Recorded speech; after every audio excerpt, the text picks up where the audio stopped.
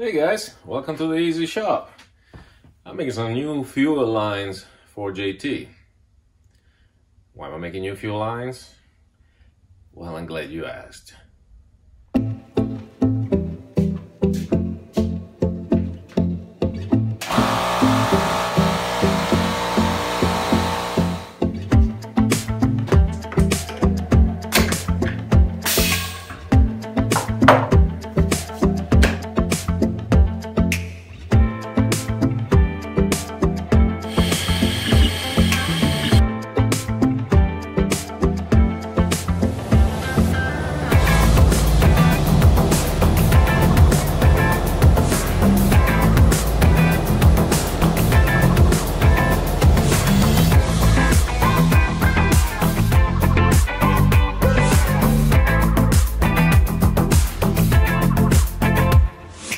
Well, why do we need new hoses for JT?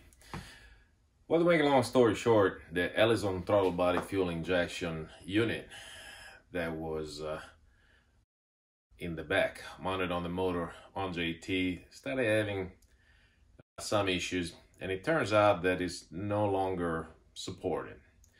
So I had a choice of going to either carburetor or fuel injection, and I decided to go fuel injection. Now the problem is that while the Ellison throttle body fuel injection, which is basically a pressure carburetor, was very thin, and the cowling was designed for a very small carburetor slash fuel injector back there, the new fuel injection is not as small. Let me show you what the servo looks like. This is a Precision Aeromotive model. Quite a few friends of mine are using this. But as you can see, this is a hunk, and this will be attached underneath, and figure out how yet, the motor. And we'll suck up air, mix fuel, and shoot it in the cylinders. That's becoming a fully fuel injected engine, basically the equivalent of an IO 320. Problem is, I don't know how to mount this. Well, let me tell you, let me explain. I don't know if I should mount it vertically, like the previous Ellison, or horizontally, like some of my friends have done. So, in this video, we're gonna explore a little bit what's the best way of doing it and why I chose to do it the way that I have. And maybe we can make something. I think I'm gonna need a little spacer here and maybe a 90-degree angle, a flange. We got a few things here to make, so don't go away, we're gonna get started now. So hey guys, sorry about the lighting, but you are right now looking at the bottom of JT's engine. This is the back of the plane. This is the bottom of the engine.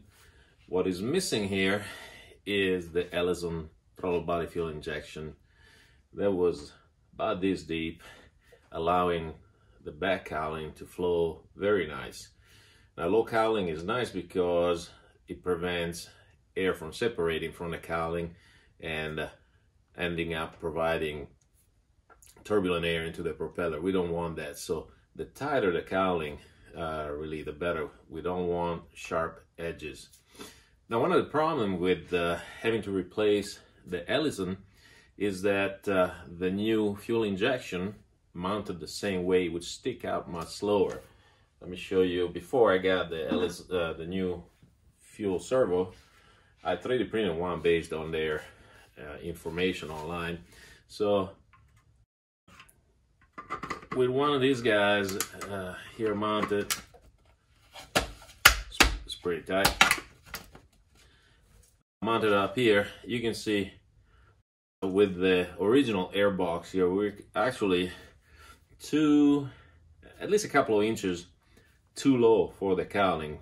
This would require me to cut a hole in the cowling, and obviously then you would have to do this kind of transition. Basically, the whole cowling would need to be reworked to be able to maintain the same air box, which incidentally I have over here. Should be more prepared and have it handy, but this will be in the new air box. So you can see it keeps stacking lower and lower. Now, originally this is the way I wanted it done, and I try to find ways to mount the two of them together, but it just, the holes don't match. This is much wider, and the circular air filter that is in here would end up interfering with the placement of the holes. So I have decided not to go this way. However, regardless which way I go, I will have to cut some fiberglass. So let's look at option number 2. See if I can get this thing off. All right. Option number 2 would be to mount it horizontally, somewhat like this. What are the problems in this situation? Well, say like this. First, I need something that brings the two of them together, 90-degree sort of coupling.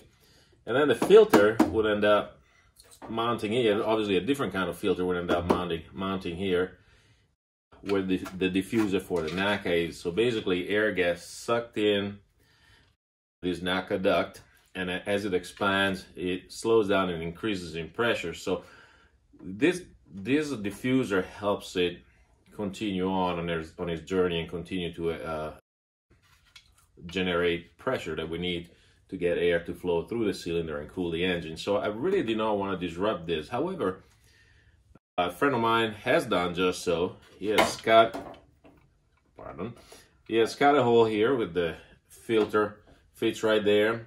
He hasn't had any problem with the cooling. So that could be an option. Another problem with this type of mounting is that on my cowling, there are 2 ramps that help feed air to the cylinder number 4 and cylinder number 3 on that side. Those will have to be cut off and reworked because this is a little bit too wide. So I have decided that this is probably the easiest way of doing it. The reason I think it's easier is that my friend's already done it, so I can kind of see a little bit of some of the problematic that he has had to solve, and he has done most of the work for me. So I'll try to do as much as he has done to mount this horizontally. However, my situation is different in a number of ways. For instance, his diffuser is removable. The items on the firewall, which incidentally is missing, the engine is mounted temporarily. I still need to cut the firewall. The items where all of these items come out of the firewalls is different. Where the fuel comes out is different. The cable placement is different. So I got a lot of things that I need to figure out still. And so the situation is a little bit different. But what I ended up doing, downloading some of the plans for this 90-degree angle and 3D printed a few. I think this is the winner. So we're looking at something like this. Obviously, you can see this hits, so we're gonna need a spacer here. And I kind of 3D printed one, and I don't know what I did with it.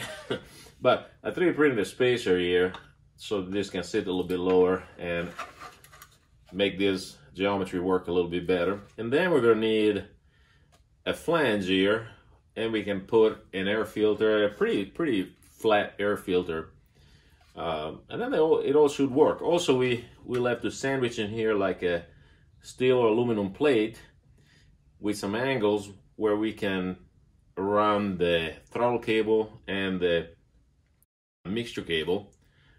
So they're gonna be held in place here, and they'll be able to operate the controls on the fuel servo. So I think that's probably the way I want to go. So here perhaps a better view of what I need to do. We have our fuel injection servo, and we're going to need the 90-degree, which incidentally I just got. So that's a metal 90-degree. Well, that fits a lot better. So we're gonna have these two guys, there's gonna be that little spacer in here, which I just found here. That's a little dirty, but that's our little spacer. This, we're gonna have to cut it off of this piece of aluminum. So this will be the first thing that we do is machine ourselves about a 1/4 inch. This is a little bit too thick. Spacer like this shouldn't be too difficult, but should still be fairly interesting to watch. Maybe I'll speed it up, make it short. So that will go right here. Then here, yeah, we're gonna need the flange. We're gonna need to make a flange. I have ordered about an inch thick plate of aluminum. This is about 4 inches wide, and we can machine a flange that will screw right into this other flange for our filter, which I also just got today. So this is a K&N, oh, what is the number? K&N RC-9700 filter. That's the same one my buddy is using. And that will go up in here. Let me turn around so you can see what the stack looks like. That will go right up in here. It's a little bit offset, so we can kind of elevate it and try to cut the least amount off of the diffuser as possible. So turn around a little more so you can see. The flange is gonna have to be, it's gonna be about an inch thick, and there's gonna be a square plate here, and then it's gonna become cylindrical, so this can mount on, and that's it, done. Then the other thing that I will have to do afterward is make sure that we have a metal plate sandwich here, as I'm saying, either steel or aluminum. I haven't figured it out yet, and that will hold the cables. The cable will be tied up here, and then there will be the little push-pull cable throw that goes to the, oh, what is this? I think this is the